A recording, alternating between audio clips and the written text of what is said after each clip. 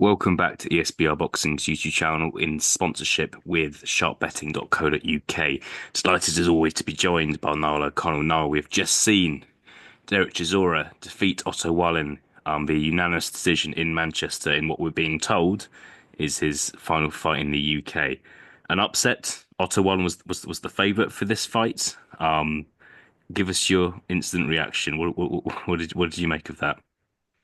It was we were chatting briefly off camera, and not to sound too harsh, but I think it was a pathetic performance from Otto Wallin. It really was. It started out kind of how we expected it to go, well, how I expected it to go. Anyways, Wallin, say what you want about him, he's technically quite solid. Does the basics well. He's nothing special. We get moving, get behind the jab, outbox there, Chisora. Chisora was what he was, predictable, plodding forward, ripping to the head and body. But I thought Wallin would kind of. I thought that the plan from Wallin was right, soak up this early pressure from Chisora. He'll gas himself out, and then we'll really put the foot down. But he just never put the foot down, never asserted dominance at any stage, never came to win, showed no ambition really by the looks of it. Yeah, and just fought to survive more so than anything else. I thought it was really disappointing. Yeah. Credit to Chisora though, not to put all the blame on Wallin. Chisora he dug in, he got the win, so credit to him. Yeah, and this is someone who's beaten Dominic Brazil, beaten Murat Gassiev, um, gave Tyson Fury a tricky night, and I just think that I'm not gonna kind of now act as if this is kind of a prime Derek Chisora or this is a kind of an elite heavyweight in Derek Chisora. Um, Although Paul Dempsey would have told you otherwise tonight. He would have told he was the second coming of George Foreman. yeah, wild things coming from Paul Dempsey tonight. Yeah. That was the craziest, probably the craziest part of tonight. I'll have to rewatch the fight just to remind myself of some of the things he was saying. I think I heard a comparison to Ernie Shavers at one point as well, which I'm Yeah. not quite sure about. Um, who we saw like the post fight thing, which was going on for some time, so we decided to stop watching that and jump on this call now. But the thing with the weird thing with the boards about who Chisora is going to fight next. Um, I think the choices were Usyk, who he's obviously fought before, um, Joshua, who he's kind of quite close with, and Daniel Dubois. Obviously, this was an IBF eliminator, wasn't it? Do you see any of those fights happening next for Chisora Dubois? Obviously, fighting Joseph Parker next month or this month, sorry. Joshua and Usyk don't have opponents, but yeah, just thoughts on kind of that whole incident and whether any of those three fights could happen.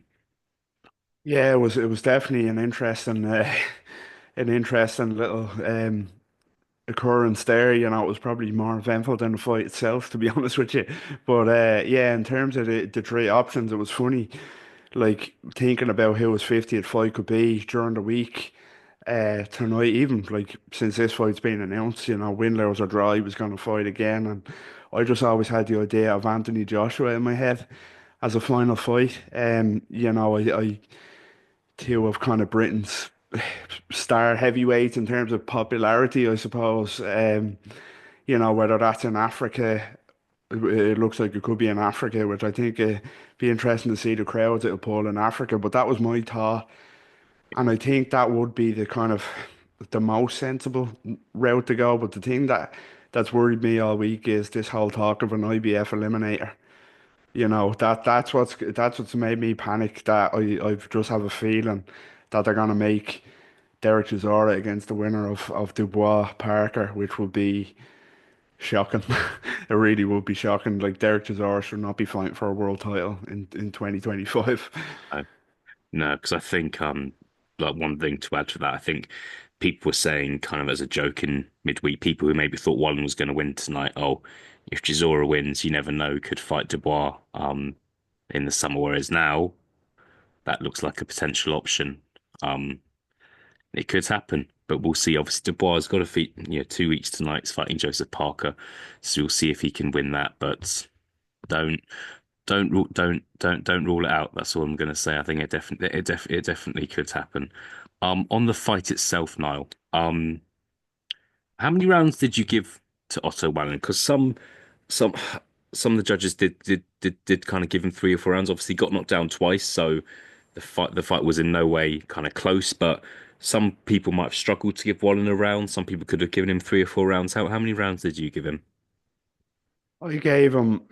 It was quite tough to kind of have the motivation to keep scoring after a while, but I gave him probably 2 rounds, and I think that's all you could give him, being generous, to be honest with you. What were the scorecards? Was there a bizarre scorecard there in that fight? Yeah, I think it was definitely closer than we were expecting it to be. I'm just getting the score. Yeah. It was hundreds. Bob Williams had it 117, 109. Olenia Pavello had it 116, 110, and Ben K. Kovacs had it 114, 112. So Yeah. maybe won't be. 114, 112 is Yeah, bizarre. I don't know where that's come from, but that's scary, isn't it? 'Cause of course, like it won't yeah. be high. It's one of those things where it won't be highlighted because Chisora still won, and the other two scorecards were maybe appreciated a bit more. But to give that person's obviously given Wallin 6 rounds and then had two 10-8 rounds to Chisora. So that's wild. Yeah, I think I agree with you. I think giving 1 and 2 rounds is fair. Maybe three. I can't really give him four, No. let alone six. So it's quite bizarre. And it's another really bad scorecard. But is something going to be done about it? I'm not sure. But yeah, a really strange scorecard to end the evening. Final question from me to you, Niall. What next for Otto Wallin? Um, 34 now. Um, he's obviously had that really kind of bad loss to Dante Joshua just over a year ago. He's lost again to Derek Chisora tonight. Not, I'm not going. I don't feel like I'm going over the top here, but do you think there's a chance that that could be it for him? He could retire. I think it should be. Yeah, to be honest with you. What age is he now? 34. He's had a decent career, European champion, fought big names, but there seems to be tonight and in the Anthony Joshua fight a real kind of mentality problem and an ambition problem that's just not there anymore for him. If he went out tonight and fought a great fight himself against a near prime looking Derek Chisora, I'd say, okay, fair enough, but to to be that flat and that negative against a Chisora at this stage of his career is a death sentence for your career. I said the same with Joe Joyce. I said if Joe Joyce even struggles with that version of Derek Chisora, he should call it a day, and I think he should have after losing, and I think it's the same for Otto Wallin. I just don't think with his lack of ambition tonight and against AJ and the age that he's at, I don't see the point of carrying on. Maybe another push for a European title, but no, I think that's it for him, to be honest.